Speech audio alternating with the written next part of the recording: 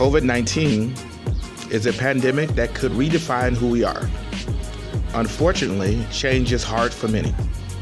We are asked to stay at home on lovely days and distance ourselves from one another. Human beings crave interaction. A new change for some is the fact that they can't pay their rent due to their job has dried up.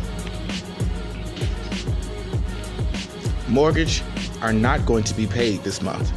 Schools have been postponed until May in some places. Not to mention, City Hall has shut down until Friday. These uncertain times has gotten many of us to re-examine their values, and some remained entrenched. Fear and superstition, along with misinformation, is eating away at our confidence and brave talk. For the Unhoused perspective, we have been through many of these abrupt changes, and we have weathered many storms, and we will continue to. The unfortunate thing about these new order that Mayor Garcetti has did with the 42 shelters that he's proposing, he's relying on the same entrenched ideas of unhoused people, which is not going to get unhoused people to go to those shelters. In fact, the CDC director stated that we could practice our own social distancing unless they provide motels and hotels where we can have access to running water, bathrooms, and be able to have our belongings and not worry about the draconian rules that these recreation centers offer. This episode will discuss we are all in this together. We're going to have interviews from people that have faced economic uncertainties, may be on their way to being unhoused, and we're going to be discussing the matter with people that are currently unhoused and how they're coping with the coronavirus 19.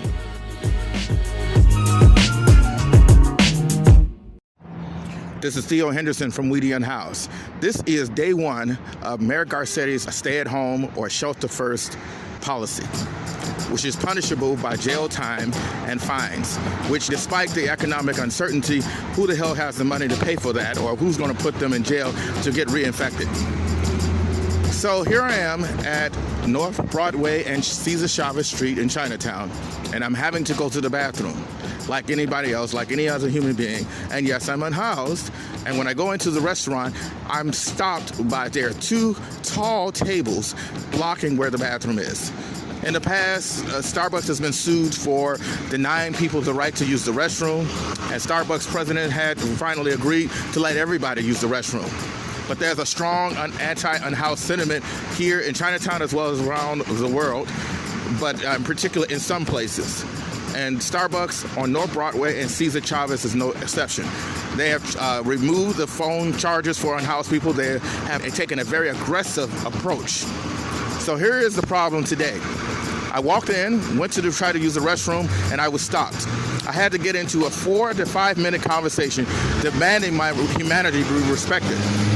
I explained to them, I said, I thought that Starbucks had made the agreement that anybody can use the restroom. Her argument, one of the employees' argument, was that based on COVID-19 virus, that you have to buy something to be magically cured in order to use the restroom. I sought clarification because I needed to understand how ridiculous this is. Because I'm not buying anything, I'm not allowed to use the restroom, which is a human bodily function. But if I buy something from the capitalistic regime, then I'm cured from COVID-19. And once I argued that point down, and I said, you know what, I'm going to report this, the manager comes out and states that as long as I use the bathroom what it's for, don't take showers, don't wash up. I took offense to that. So are you saying I'm using the restroom to wash up? And secondly, I know you're not telling all of your customers that. You're only singling out unhoused people or people that you perceive to be unhoused. I don't bring the accoutrements that people associate a stereotype with unhoused people with. And I just basically stated, which was true, I had to use the restroom. So this is day one. This is when we hear this ridiculousness about the city talking about acting in love. This is not love. This has never been about love. This is about political compassion and expediency to try to justify the horrific and hateful things that they have done. This is the system that I fight against. Because if we do not, if we use the blanket thing that all of them are bad and all that, they are able to scurry in the corner like roaches with these kind of situations, and in times of crisis, they will scurry out and do damage. If we cast the light onto this ugliness, it is our responsibility as all Los Angelinos, all Americans, all human beings need to speak out about this and say something. Instead of just sitting there patting the beast, we should be taking the beast out of its cage and putting it somewhere where it needs to be, in the dustbins of history. This is Theo Henderson from Unhoused, and I thank you all for listening. And I will keep you updated on all of the travails that unhoused people have to go through during this first day of Shelter First. May we all again meet in the light of understanding.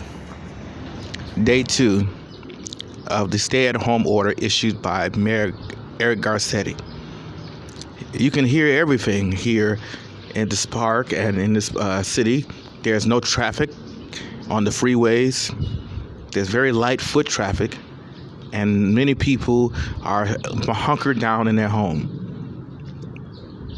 But for the unhoused, as I've been going through different encampments, they have practiced what we've always had as a social distancing from society.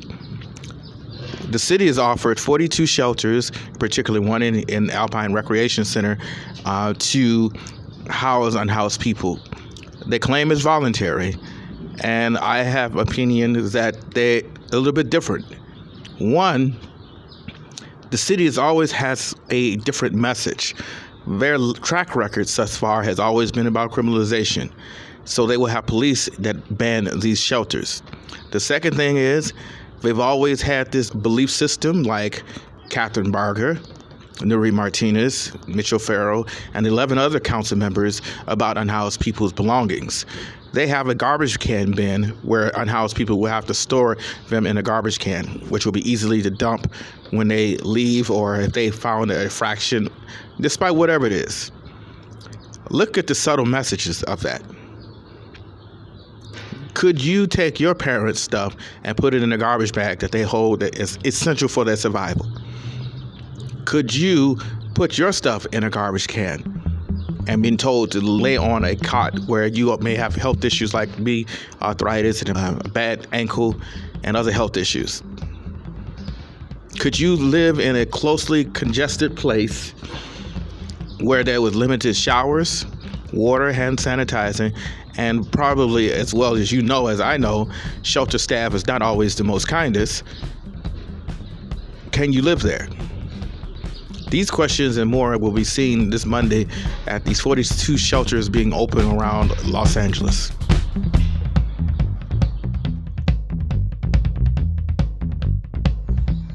Day 3 of the coronavirus lockdown.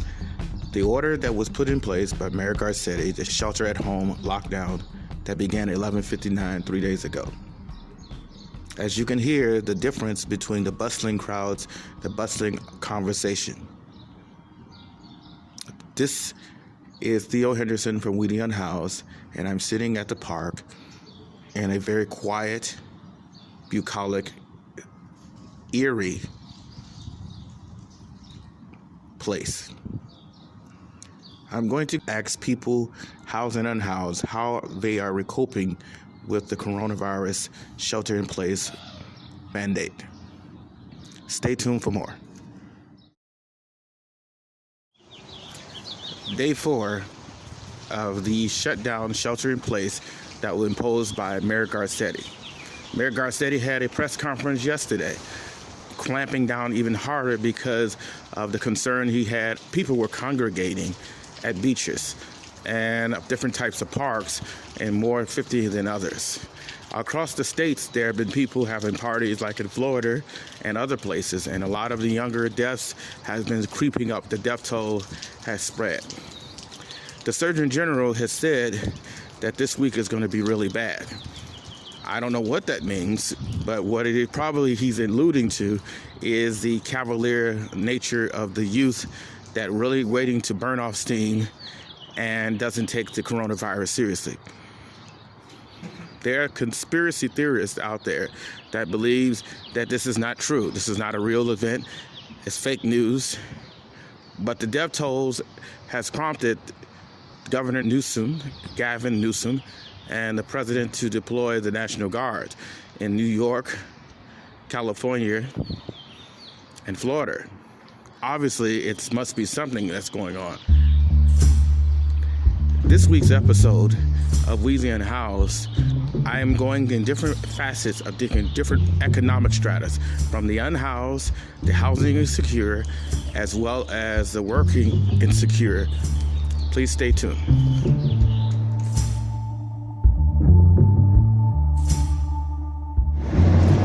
This is Theo Henderson from Weezy Unhoused.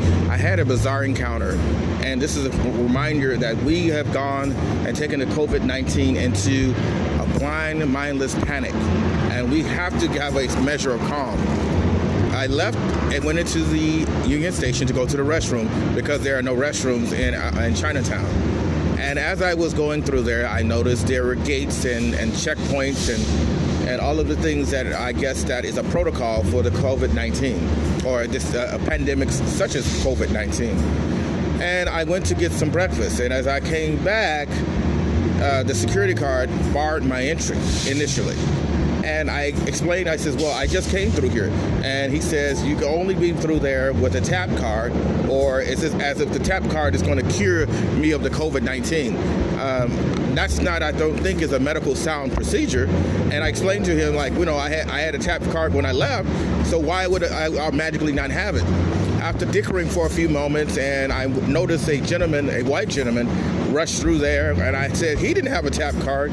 He finally relented and allowed me to go through there. So even there are several layers to unpack there. One, people of color are automatically deemed as suspicious thanks to the narrative that is already out here. Even through panic or pandemics, we still hold on to those tightly held belief systems, I guess to shield us from a harsh reality that we all are the same. And in this situation, COVID-19, death doesn't discriminate. You're dead, you're dead. You get COVID-19, you're going to get COVID-19. No matter what economic strata, no matter what race you are, and no matter what orientation or identity that you embrace, you can be affected by the COVID-19, whether you have a tap card or not.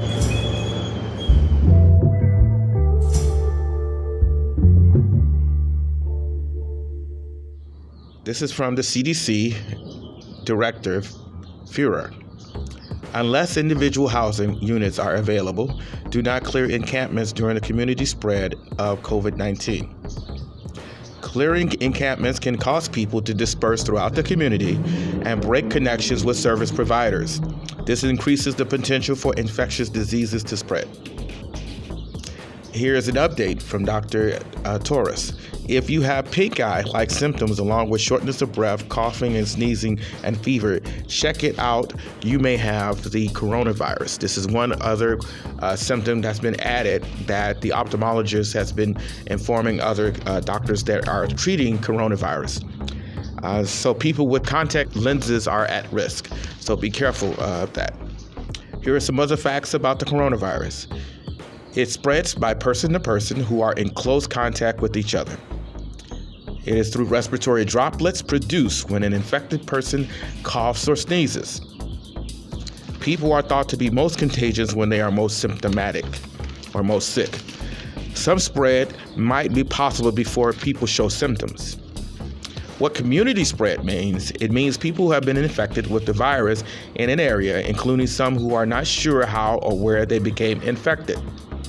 If you are feeling the stress or know someone dealing with the stress, please call 1-800-985-5990.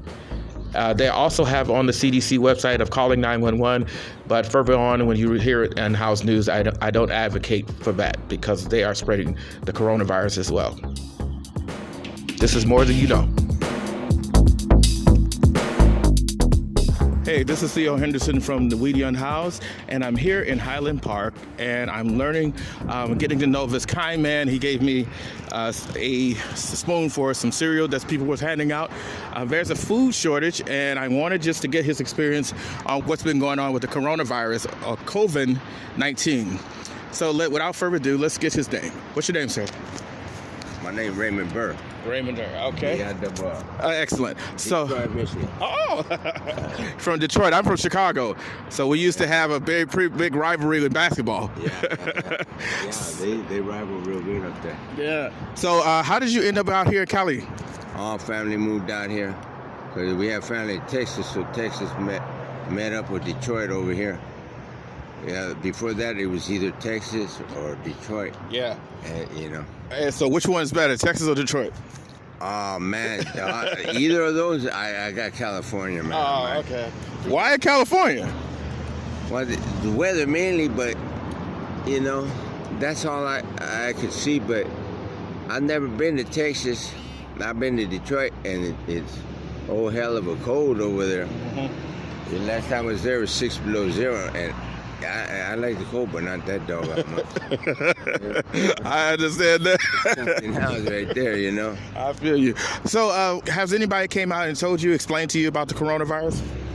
No, How did you find out? How did you find out? Well, from the news, but see, when CDC got involved, I knew it was serious, but I was watching the progress of the you know, everything that was going on. Once Europe got shut down, I knew we were next, you know. And viruses, you can't really take the chance. And once CDC's involved, they're in charge, man. They take over, and the United States go by what they say, and you know, it becomes law. Hopefully, it don't become that bad. I just got a hospital for 3 months. Oh wow! Why did you get to the hospital? I had broke my hip. So they put 3 pins. I couldn't walk, so I better start walking again. Thank God they held me over here at Lakeview Terrace in MacArthur Park area. Real good people, man. Real good people. They deal with a lot of stuff, a lot of mental disabilities, physical disabilities. Out of the whole place, I was like 1 out of 6 guys that were walking around without a wheelchair or any assistance, like canes or stuff like that. So. But it got to me after a while. I had to leave. I told them I got to leave, man. Why did it get to you? Well, the yelling. I was in the room with 2 guys, and they couldn't. One could use his hands, but the other one couldn't use his hands, legs. And he had mental disabilities. He would mumble and cuss all night. And then the other guy, he would mumble and cuss all night. And he was a white guy, and it just bothered me, the things he said. He always talked sexually stuff, and he would hit the nurses and call them these names. It was so hard to ignore. And the nurses would tell me, "No, Raymond, don't say anything because they'll just throw you out." And he's gonna keep on saying it. At least here with you, he shuts up, you know, a lot of the time now. So I could understand that. I know the city is trying to do shelters and different parks and recreation. Would you go to a shelter after that experience? Well, I heard that. I've been in a few shelters. Shelters I don't like because... Why? Well, it's all street people. Not because it's all street people, but because of the scandalous things that go on inside them places, man. And it's sad because brothers are... I mean, I get along good with all races, man. And I'm already 61, so, you know, I don't play the kid games no more. But they do some scandalous stuff, man. Like I was in the shower, and my clothes are right outside, and they would reach over and take the wall, and I, man, it's a sad thing, because if they didn't do that and we got more united, like they've been saying for I don't know how many years, since the 60s, you know? Right. 50s and 60s, they're saying the same thing. The progression is none. Everything else is the race. You know, you got laws against all that, but as far as man not helping man, it's bad. I agree. So how many other encampments? I see a RV down here. I see another encampment. Are you over here? No. You or another spot? Because I see another spot over hidden out into the trees. Well, do the police come out here and hassle you guys? Recently, it's been real bad. There was a couple. I had a friend shot, and he just got done doing 33 years in prison. And he's older, but I mean, the prison wore him out. So he ain't no gangster or nothing. And I don't know what happened, man. They down here, and they shot him and killed him, man. It broke my heart, man. You know. I'm sorry to hear that. Yeah, everybody is, but that's what I mean. And I think and I know in my heart, in my mind, scientifically, religiously, however you want to look at it, that this stuff of all the lockdown had something to do with it. Had a real good issue portion of cause, Cause and effect. Yeah, eating and abetting and that stuff, I was saying too, like I don't notice, I don't see many police cars around. Do they come over and ticket you guys, or do you guys get any sweeps recently? No, they're more or less they're busy, and I know the way it works. They got orders. Okay, we ain't on martial law, Right. so let's not go get out and we're not gonna do the G.I. Joe today. Yeah, but if you see these guys, flash, put the lights on them, speaker, with anything, but let's do this right. They're street people. They ain't got nowhere to go. They're locked down. We don't want to make it seem like, hey, we're just clearing up the trash out the street. Right. So last night there was a lot of cops, which, I didn't say anything, but I look at my homeboy like, hey, there's a lot of cops, and I look like, yeah. What are they doing?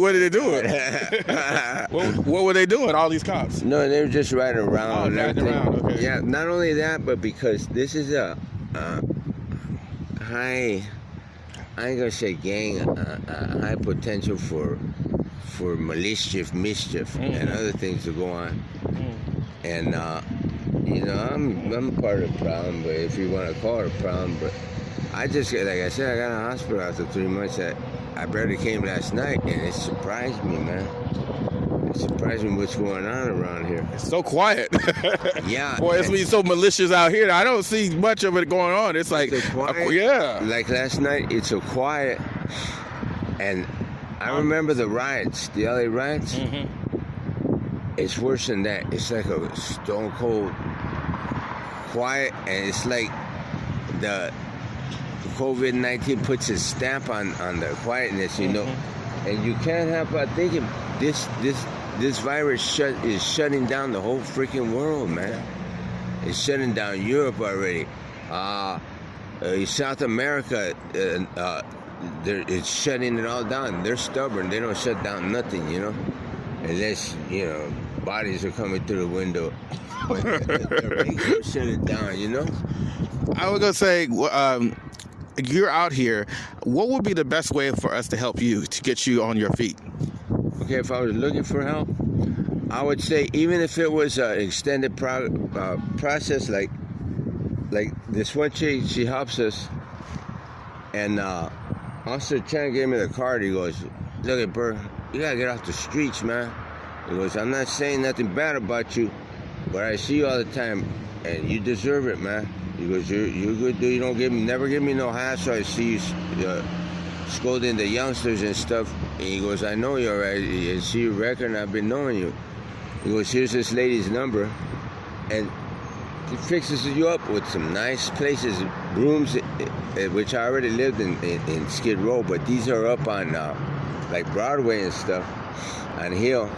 But it takes a year to get the place. I would say something like that. Less time in getting the place. Like me, I'll go through that to the washer, as long as at the end there's a great hole. I'm not holding them true to the word, but you just want a chance. Yeah, I want a chance to do it. You know. Okay.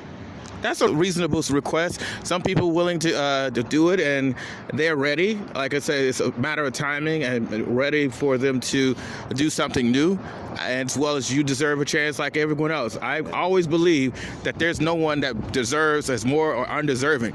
Housing is a human right, and everybody should be in some kind of form of housing instead of out here fending for themselves. It shouldn't be a punishing kind of thing. This is Theo Henderson from We the Unhoused, and I thank you all for listening in Highland Park, and may we all again meet in the light of understanding. Good morning, this is Theo Henderson from We the Unhoused. We are in the throes of the coronavirus, or COVID-19, shelter-in-place order, and in essence, we're practicing social distancing. And social distancing means a lot of things. One may ask the question, how does people interview in social distancing. But we can do the same things, but we have to be creative in order to do it. The stories still need to be told, and we have to be creative, which is also a nudge to Council President Nuri Martinez. If we can be creative in finding ways to get information out to very distressed Angelenos, certainly you can find some creative ways of conducting a meeting that's help the housed and unhoused community. For example, they immediately freeze and put a moratorium on rent and mortgage payments, as well as eviction notices. Right now, as we speak, people are doing what you say, Mayor Garcetti, and yet they're opening their door and see an eviction notice, throwing them out if they don't pay the rent, based on the fact that they don't have any jobs. And the jobs that they have that you were putting on your post is not always going to be applicable to the careers that some of the house residents have. Without further ado, my title of this podcast is called We're All in This Together. And in the studios now is, her pen name is Sarah Chisholm, and she's the author of, can you show us the book, please? I have a story in Made in LA. Made in LA. Made in LA Writers, which is, this one is called Chasing the Elusive Dream. And this is just a collection of stories by Angelenos about Angelenos for Angelenos. So. That is exciting. I brought her on because she was on my first episode of We the Unhoused. And I brought her on because this was one of the things that I wanted to talk about. How did the coronavirus affect her personally, with her career, and if her family, if there's any issues? So can you tell us a little bit, how does it affected you career-wise? Let's take it from the top.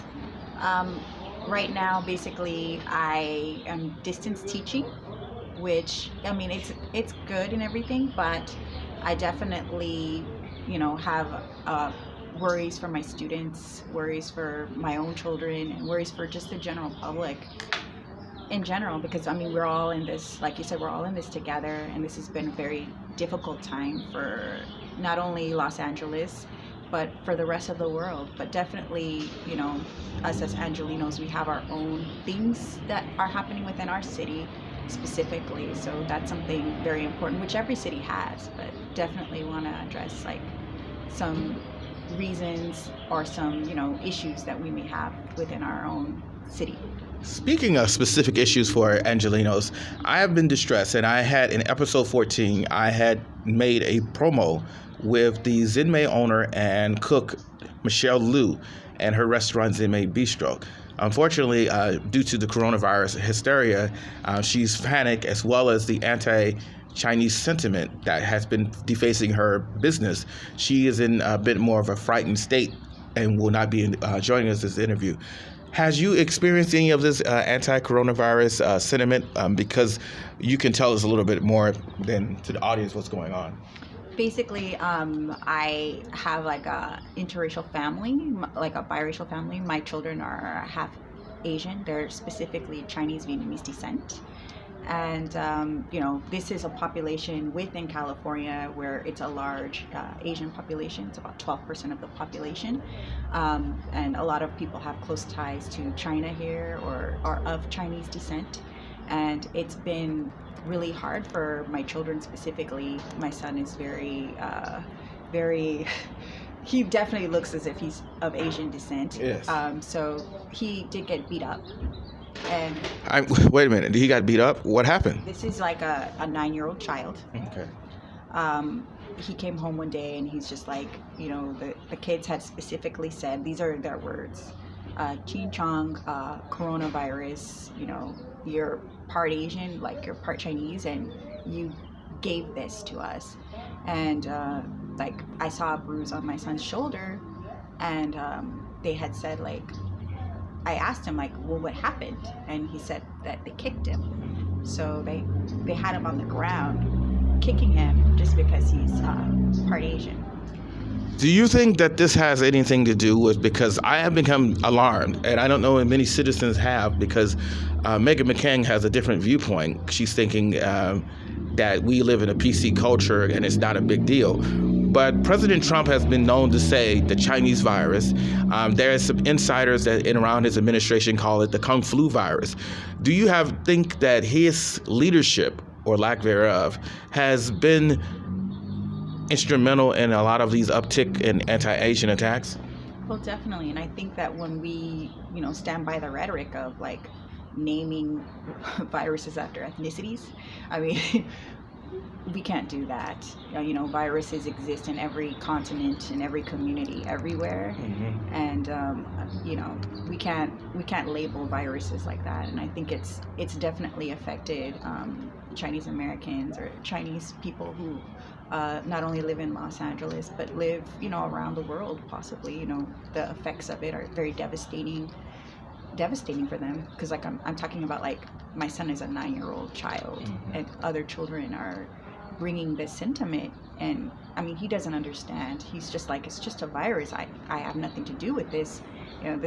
He's even Chinese Vietnamese, so like, his family doesn't even speak that language specifically, and hasn't been in China for quite some time. It's very removed from that, but still, because he's of Asian descent, part Asian descent even, people are, other children are beating him up for this. Partly because children reflect and do the good of us as well as the worst of us. I've looked through history and I haven't found it, but I remember the influenza of 1900. No one ever called it the honky virus, or they never called him, white people virus or any of that. So I was become disconcerted because I have heard kids talk about Ebola, and they would use it to stigmatize African people, and particularly Ebola was in the Congo. And so this is not unknown, but this is definitely a resource that has been used and tapped into by people who are using it for political gain. President Trump has said recently that he doesn't want the Asian community picked on, but this is a little too late, because he has also had rhetoric against the Muslim people. He's also had rhetoric against Latinos, calling them rapists and MS-13s and this kind of thing. So it seems to be in line with a lot of Americans that has a lot of fear and ignorance, which I would like to speak on. Do you notice any other fear and ignorance that's going on? Because I can say a few, but what do you have? Basically, people are, and it's okay to be, scared. I feel like scared is a natural reaction to something like this, of course. But if you're panic buying guns or things like that, I feel that doesn't, or panic buying all the supplies at the grocery store. Please don't do that, because it makes other people panicky as well, and it kind of creates this domino effect. And the truckers and the grocery store workers and food service workers, they're doing their best to help us. And I mean, are you going to drink up 12 gallons of milk in a week? Exactly. Yeah, because I mean, if you freeze it, it's going to be processed cheese, right? So doing things like that is not helpful. It's actually, in a lot of cases where they're panic buying, it's actually going to be pretty wasteful. Exactly. In the end, because you're not going to eat up like 50, things of string cheese in 2 weeks. It's just not possible. Right. And so your stuff is naturally going to rot. So just to be mindful of that, because panic buying, it's like you're buying things where you should be saving your money, because this is a national crisis, an emergency. So I feel like a lot of money may be wasted in that way. Definitely. I will add on a couple of things. So to be clear, the coronavirus is not in the air. And I have had, I won't mention the store, but it was very annoying because the owner is running around with masks. And I want to speak on that, because a lot of the medical masks that has been taking away from healthcare workers that are treating people that need it. If you do not have the coronavirus, you're just panic buying and taking these masks that these probably we could use to help save some lives. And secondly, as you can see here, it's not necessary to have over 50 boxes of hand sanitizer when we have people in the unhoused community that needs these as well. They have hand washing stations by the city, but there's no water in it. No one's taking care of it. And many of the unhoused have no clue of what the hell's going on. Might I also add that they usually don't stock it with soap. And I'm supposing they do that because they know, maybe unhoused people will bathe themselves there. But I mean, you need to bathe, everybody, Exactly. that's a human decent right to Exactly. bathe yourself. Exactly. You want to bathe yourself. Exactly. And especially during this time, it's important to stock those bathrooms up. Yeah, exactly. Because they do need to, and open them. Keep Yes. them open, please. Because they need to keep clean as well. Like, right? And they want to keep clean. That's the irony of this whole situation, that they're blaming unhoused people. People are acting panicking. And here I have a San Francisco mayor that's saying that unhoused people go home to go to the bathroom because it's the ridiculousness. So they are going to open up the recreational area. They are supposed to be opening up 42, but as of today, the Alpine Recreation Center has not opened the bathroom. This is for people that have disabilities. I went last night, believe it or not, to Shell restroom. They won't open the bath. They never open the bathrooms for people with disability anyway, and they refuse to open it due to coronavirus. I had a challenge with the Starbucks, which I will elaborate further on in the interview, but that's another issue. So. Well, I mean, you want to stop the spread of the virus, and you have to make sure that you have adequate supplies for all members of the community, and that's a big important thing, I feel. And I feel like you had said, like, we're all in this together, so there has to be, it's like, oh, this Chinese sentiment, it doesn't just affect Chinese American people. This homeless sentiment, it doesn't just affect homeless people. Exactly. It doesn't, people aren't able to pay their bills. This doesn't just affect housed people. Exactly. We have to be all in this together. Exactly. As Angelenos and just across the world, that there's a difficulty here. Let's band together. There's things that are very specific to our community, and there's things that are happening around the world. This virus is happening around the world, and it can ban us as, unite us all. And I feel like that should be more of what's coming out of this, because this is just kind of, unbelievable. There's a sentiment that they says, if America gets the cold, the rest of the world gets the flu. And as we see this now, that's a very true reality. The coronavirus has crippled a lot of people that have relies on a lot of jobs that are 1 or 2 paychecks away, and they are trying to do with the shelter in place, and yet they still are facing evictions, scrupulous. We're leaving the responsibilities to greed and capitalistic. The capitalistic society is always going to be winners and losers. And the people that are not doing well and that are barely hanging on, we're relying on them. For example, the people in the grocery stores, we've been arguing about that they should have a livable wage, and we've had pushback on it. I think it's a cruel sense of irony that we're depending on them to stay open and have them work all these hours, and we gave them a couple of dollars to assuage our guilt in this pandemic. They deserve more than a couple of dollars. They deserve a livable wage. They are basically keeping us alive. If they were to go on to strike tomorrow, this whole economy would collapse. So think on that. Is there anything else would you like to share from your book that you wanted to talk about? Yes. Yeah. So there's a new book that's in the works or in the progress. So I do have a story about Chinatown specifically and Chinese American identity, and I would like to read a little excerpt from it.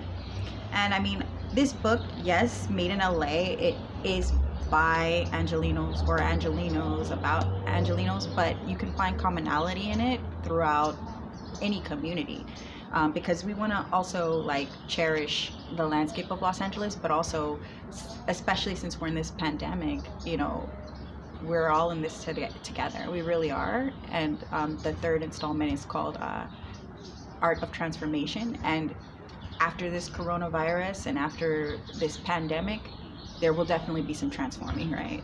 For us as a society. Yes. And all societies in all cities. So just something that I wanted to say. But this story is called The Fortune of the Three and the Kabuki Mask. They didn't belong among the rice paddy straw hats, paper umbrellas, and flowery silken Chinese collar shirts. The red and white lacquer of the kabuki mask grew hot and glimmered in the sun that tilted through the window. I asked my mother why she kept them there. Why put them next to the mediocre jade bracelets and plastic amulets of jovial Buddhas? Wouldn't they have been better suited a mile away in one of the air-conditioned shops of Little Tokyo? She just grinned as she unwrapped the papier-mâché mask. Florence, my dear daughter, money is money, Ba said as he wiped down one of the glass countertops of our non-air-conditioned souvenir shop. Gray bellows of smoke from smoldering incense sticks attempted to claim every whisper of fresh air. I should have been kneeling my slender body at the altar of the front of the shop, my delicate hands and calloused fingertips, placing tangerines in one of its white porcelain bowls with indigo flower print. I should have filled one of the vases with fresh marigolds not yet dried out from the California heat, or lit more incense sticks and placed them sticking up in the rice that occupied a single bowl in front of the medium-sized smiling gold Buddha. Maybe if I had prayed, a gust of wind would have forced its way in and dried the sweat on the back of my neck so that all my long black pinned straight hair wouldn't stick there. Maybe then I wouldn't have to blink away melted and smeared eye makeup. A brisk wind would have been the only way that I would get some air conditioning, because Bob wasn't going to pay for shit. If money is money, why won't you fix the air conditioner? I asked. Bob gave me a fleeting glare. So this one is basically, my story is that there's a Chinese American souvenir shop, and the father has a kabuki mask, which is clearly like a Japanese thing. Yes. Right. So the moral of this story is, then I can read another little excerpt. Right. But the moral of the story is that not all Chinese Americans or Chinese people feel or think the same, and also definitely not all Asian cultures are the same. So when we speak about individuals having a very specific Angelino identity, having a very specific ethnic identity, we want to be careful how we portray it, because it's up to them to portray their own identity and how they feel about that identity, and that's what this story is about. So as we go into this coronavirus crisis, and we're using that Chinese, anti-Chinese sentiment, that is not the way necessarily that everybody identifies. There's very clear distinction between Chinese and Chinese American identity, and everybody's able to create their own perception of what they find themselves to be, and viruses are different. Viruses don't do that. Right. So dead is dead, whether you're Chinese, black, white, rich, unhoused, and housed. So let us be clear that we're all in this together. And it has been my hope, as well as what I've been doing with this podcast, has been trying to educate people that have engaged in tribalism, has believed in certain things about certain groups of people, that doesn't matter now. It's over for that, because if you fear that I'm a threat, or you can't let me use the restroom because I'm a human being and you don't see me as a human being, then you are guilty of that. Conversely, I'm guilty if I think all Asian people are responsible for the coronavirus. This negative chain effect will harm all of us, because again, the coronavirus, and dead is dead. The coronavirus will not discriminate. It will get equal opportunity death is what is on the menu. So thank you for you coming in, and fist bump from bar. Right, from the bar. It's social distancing, right? Thank you all for listening, and may we again meet in the light of understanding. Racist attacks continue to rise as corona threat grows. A unhoused man was violently attacked, dies at Sanitation Park. Police are searching for several people who attacked him on Saturday night. Numerous subjects were seen attacking him and fled before the police arrived. San Francisco Mayor London Breed asked the unhoused community to poop at home as the coronavirus spreads throughout the nation. In her own words, "Please, we urge the homeless residents of our great city to please poop in their homes during the crisis. Return to your homes and relieve yourselves there, not out in public where you might spread the virus." In other news, the 3rd Los Angeles Police Department officer tests positive for coronavirus, Central Division. The officer exhibited symptoms which include sneezing, coughing, respiratory droplets, fever, and as now, pink eye, 3rd case within the department. He's a potential danger to unhoused community members, because most NIMBYs and people called the police to set upon them. In other news, the unhoused community has gone days without water and food as charities close amid COVID-19. In Ipswich, Australia, food manager Jason Button is concerned about the amount of people and the lack of food and resources to do it. Panic buying is to blame of this. Lastly, 98 police officers in New York City have the coronavirus. And this is Unhoused News.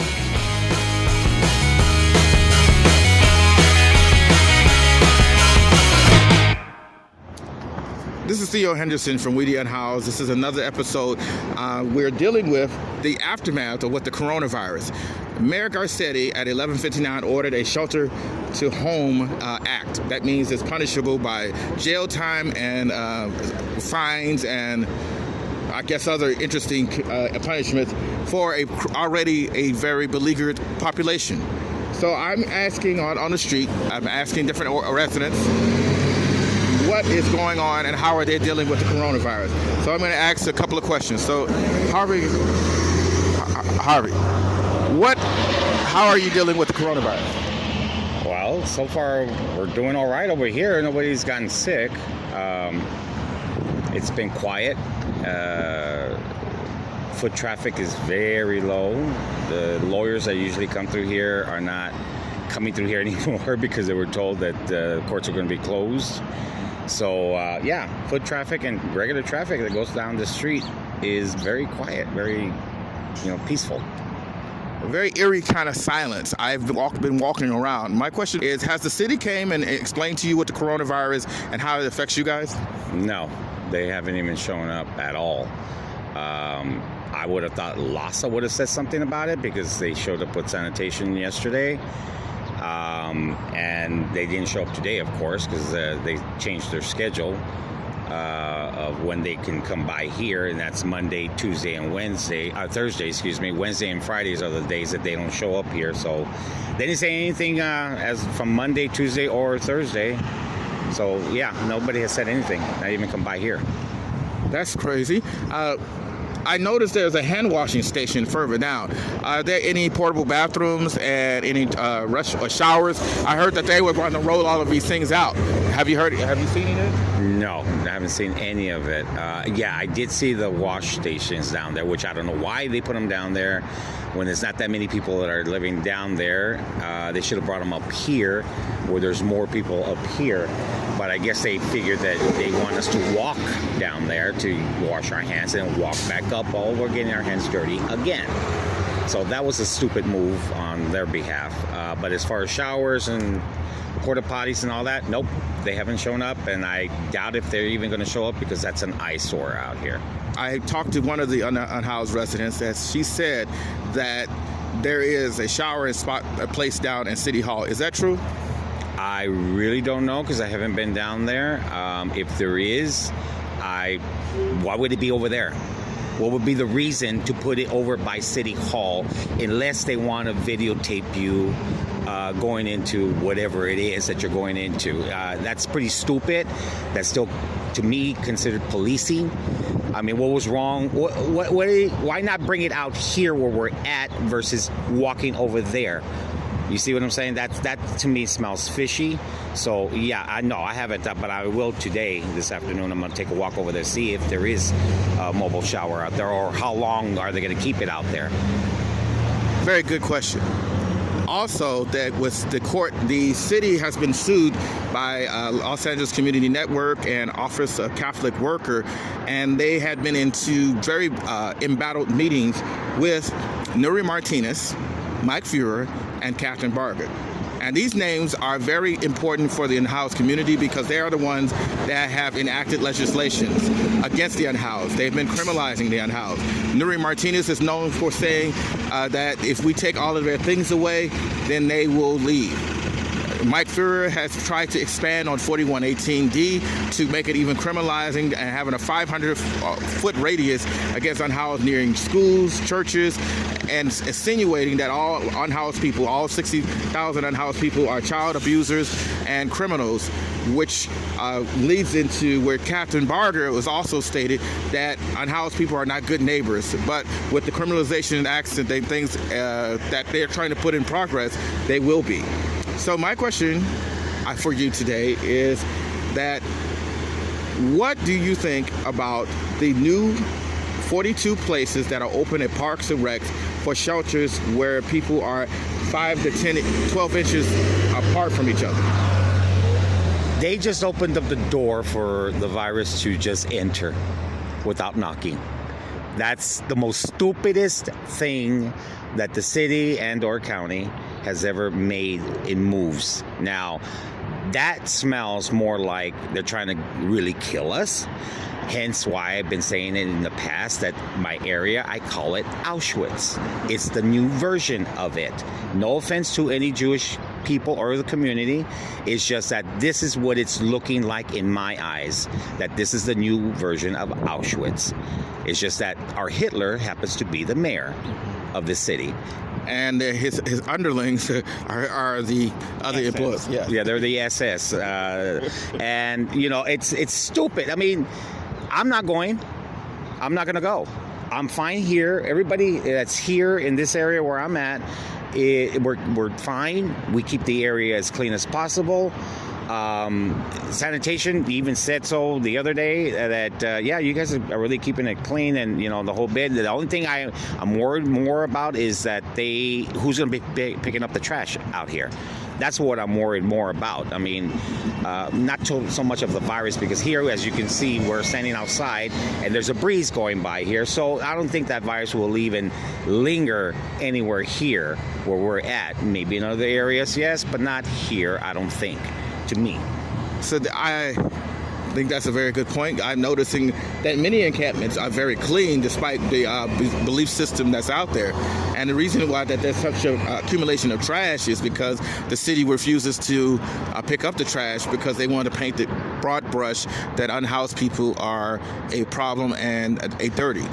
Here is another question I have, as you touched on it, is that if you are packed in so tightly, like most shelters from the 1800s usually continue to do, the standard code is usually a common occurrence. There's been recent outbreaks where a couple of shelter workers have been caught the coronavirus. If we have that like that with parks and recreation, this is going to be a problem. And most unhoused people are doing social distancing on their own. And you're not going to allow them to bring their belongings, because you're going to use that as an opportunity to throw their things out. Do you think that's a fair assessment?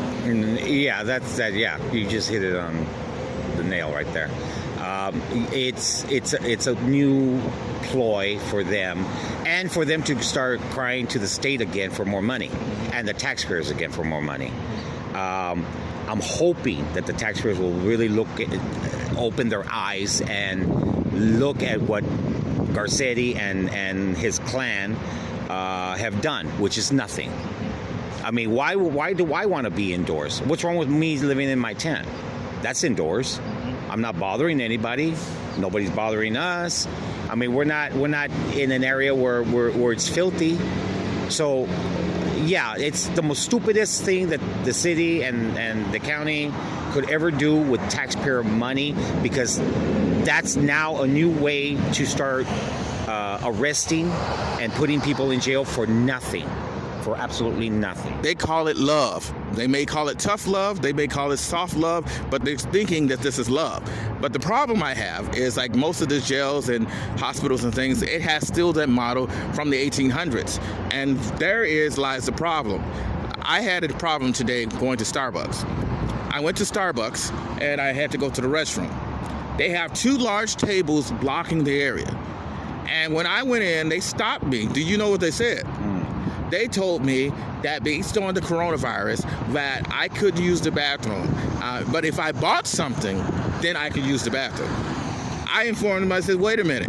I thought Starbucks was already sued for this. So you mean to tell me that the cure is buying a Starbucks coffee in order for me to use the bathroom? Do you think that's true? Yeah, because that's happened to several people out here that's gone to Starbucks to go use the restroom, and the management or one of the workers have stopped them from using the restroom and told them exactly that.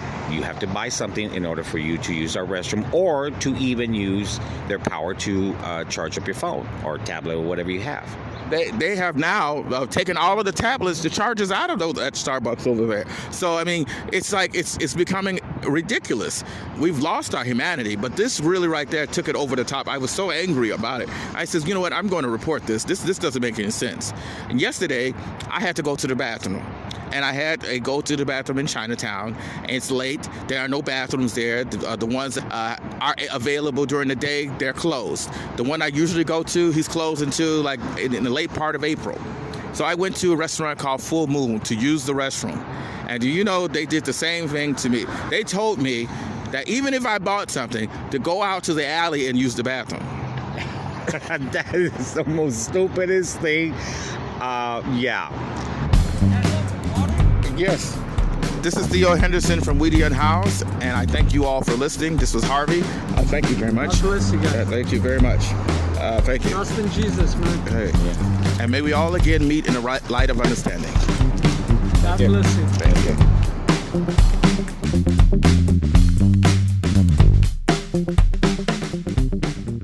This is Theo Henderson from Unhoused. We're in the studios today. We're practicing social distancing. So in the studios, I'm going to let her introduce herself. She's been a very big proponent, and we were talking about the coronavirus earlier, and we were talking about it reaching all of us.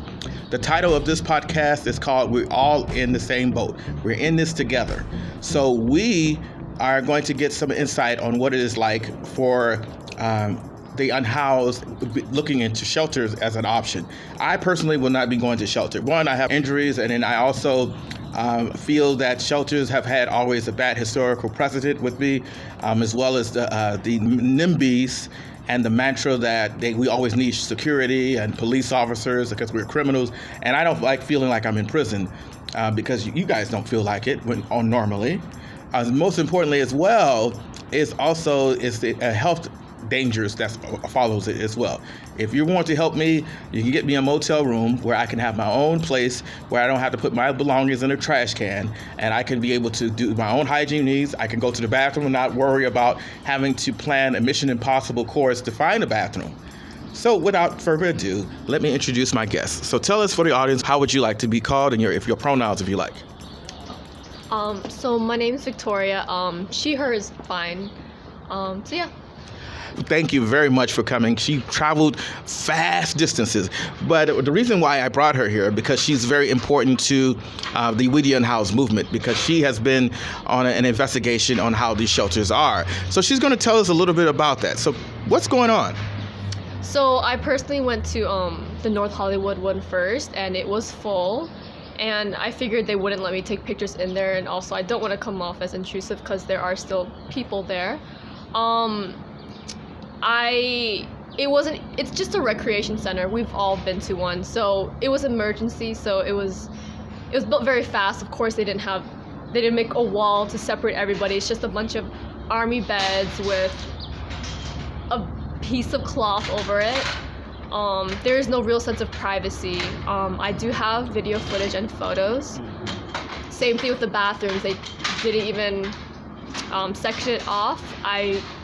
From your podcast, I've heard, I forgot their name, but a trans person talked about that being an issue. Exactly. So they're just exposed. Yes. I mean, it's a pool place, so it wasn't made with the intention, so normally you'd have a bathing suit, but no one's walking in there with a bathing suit, so there's no even real door between the outside and the actual bathroom. So for me, it was just, I had a feeling it was like that, but it's just you're putting a bunch of people, sick and not sick, in a gym. There is police there. One of the vehicles, it looked a bit kind of undercover, and I saw Allied Services, or the private security one. I was surprised they actually had nurses on the scene. Can I back up a little bit because I want the audience to understand? Allied University has had an open, hostile relationship with unhoused people. In particular, like, for example, they have been enfolded into the Chinatown Business Improvement District employees.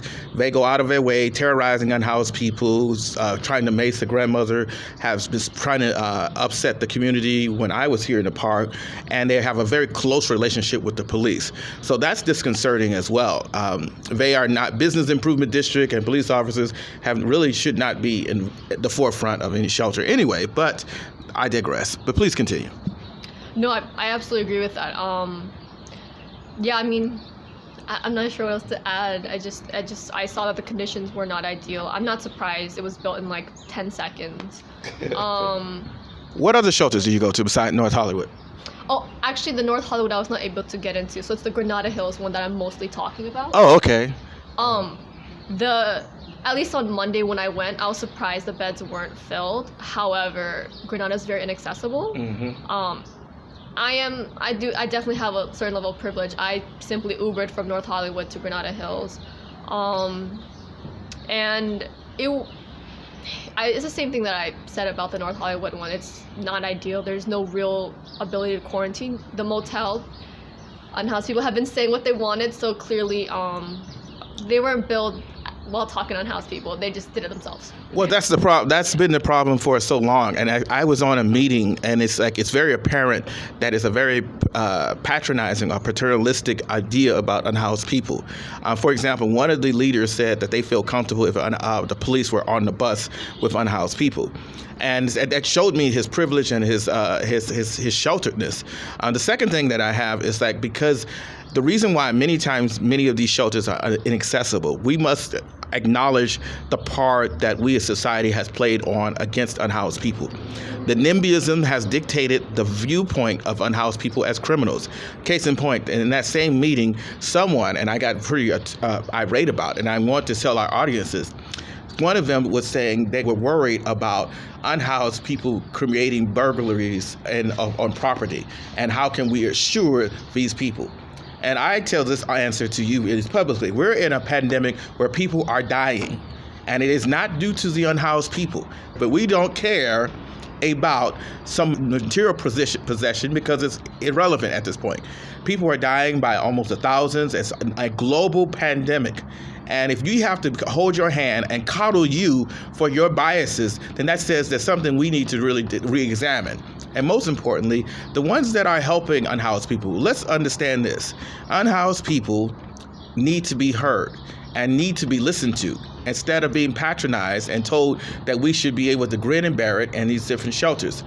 I have a question. Did you hear about the 30 unhoused people that are affected with the coronavirus in the shelter?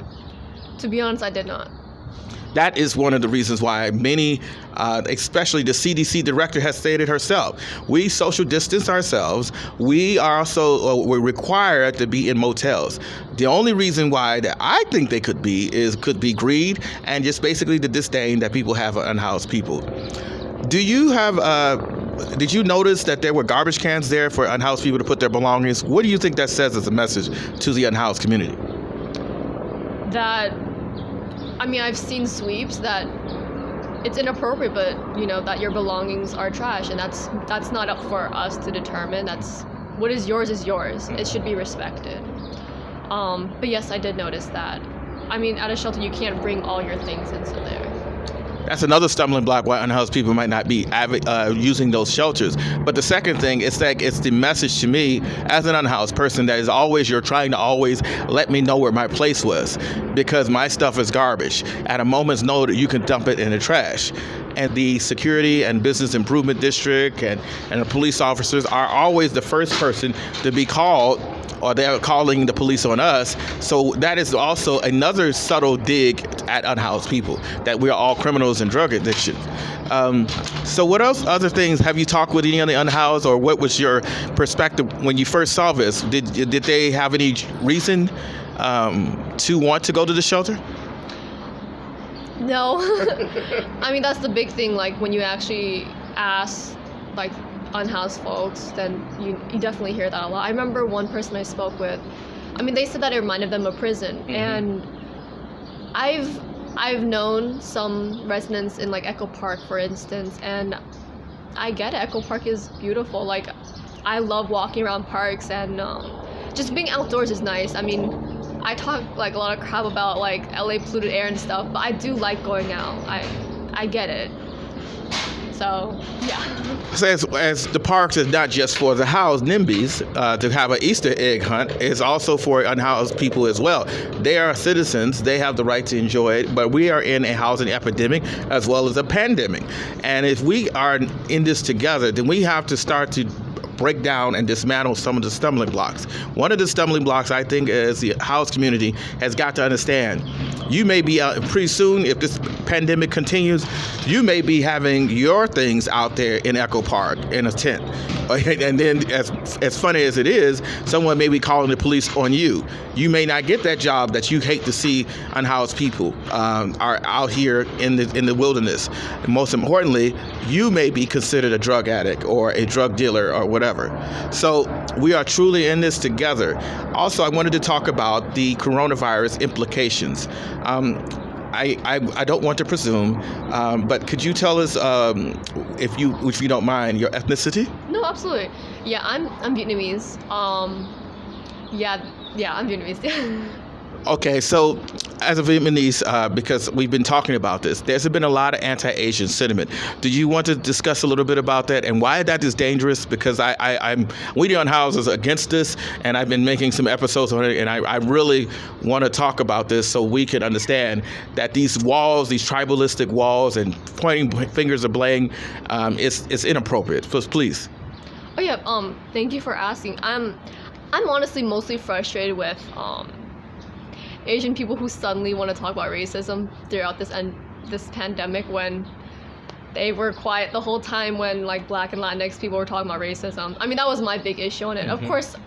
Of course I don't think it's fun, like the racism towards Asians because of this. Like, of course that's not okay. It's just, this shouldn't be the first time Asian people are talking about racism. I think you should have cared before it became relevant, or we should have cared before it became relevant.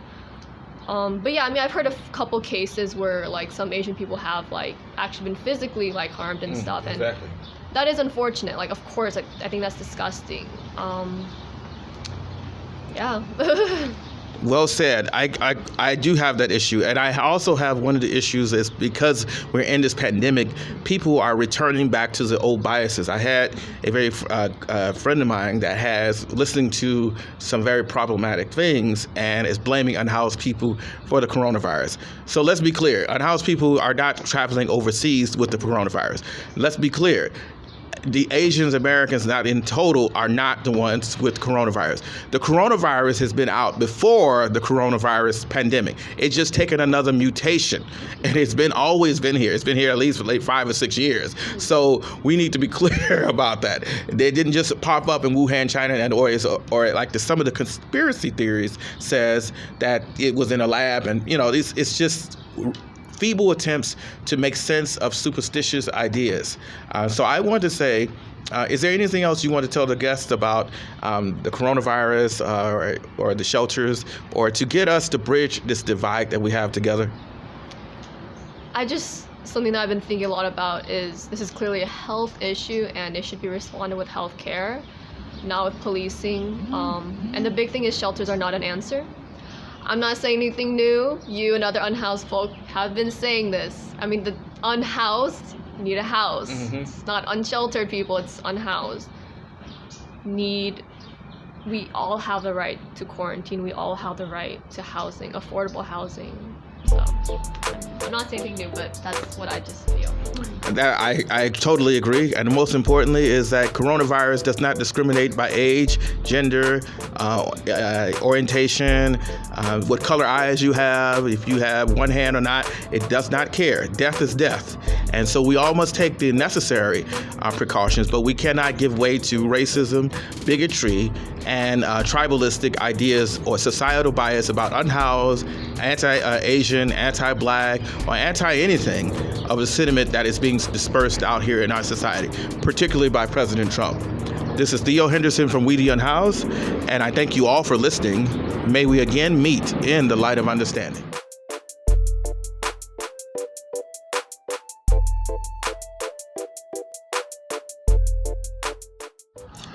This pandemic has affected me as well as you on many similar levels, and differently as well.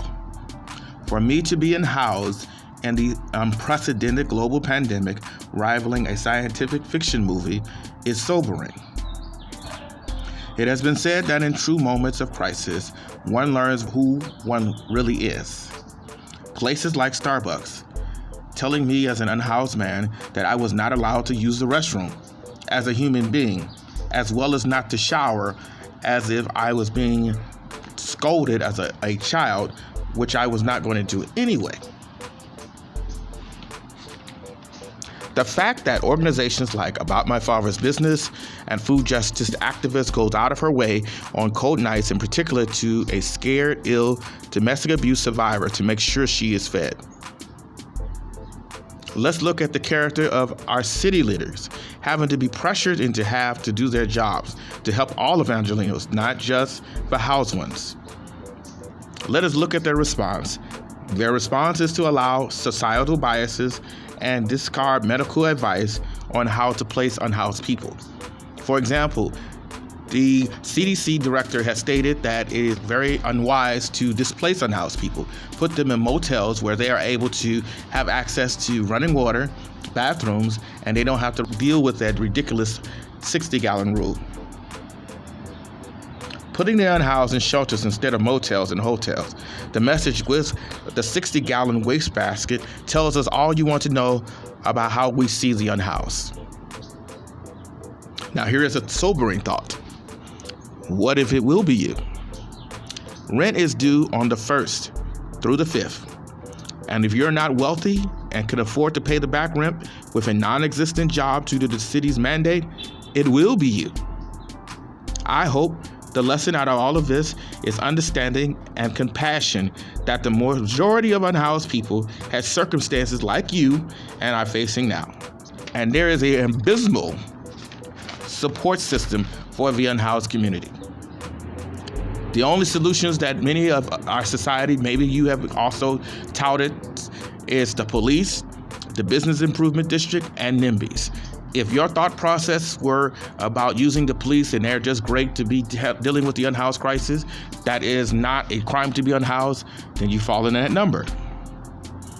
As many of you are faced with sleeping in cars, remember there are businesses that call to have the unhoused with families harassed. As you lay awake at night trying to figure out what you will do, get out of bed and go get a 60-gallon garbage bag and put all of your life belongings in that in 10 minutes. If you have families, put their things in there too. Remember how you heard about people discouraging you to give money to the unhoused because they will use drugs? Maybe they will say that about you. Even friends, you will have to sit there and stew in their arrogance and ignorance. Let's take another example. If you were employed and you turned down an unlivable wage to find housing, you will be told that you don't want to work. If you thought this was a nightmare, then wake up. The unhoused community has endured this and more. This is Theo Henderson for the We the Unhoused, and I thank you all for listening, and may we again truly meet in the light of understanding.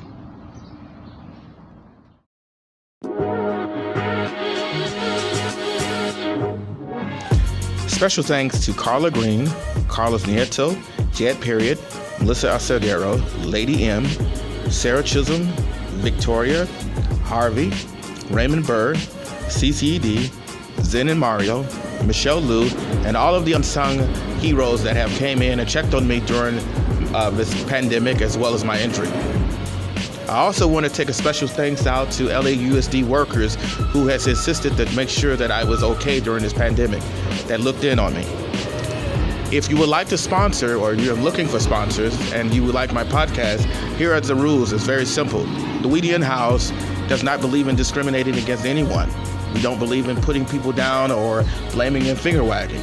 If this is a message, with the exception of Starbucks, who has done that goes against the very values and core values of the We the Unhoused Productions, then please give me a contact. I'm on Twitter. I'm also on my email, as well as I'm also on YouTube. Thank you all for listening, and I hope we again meet in the light of understanding.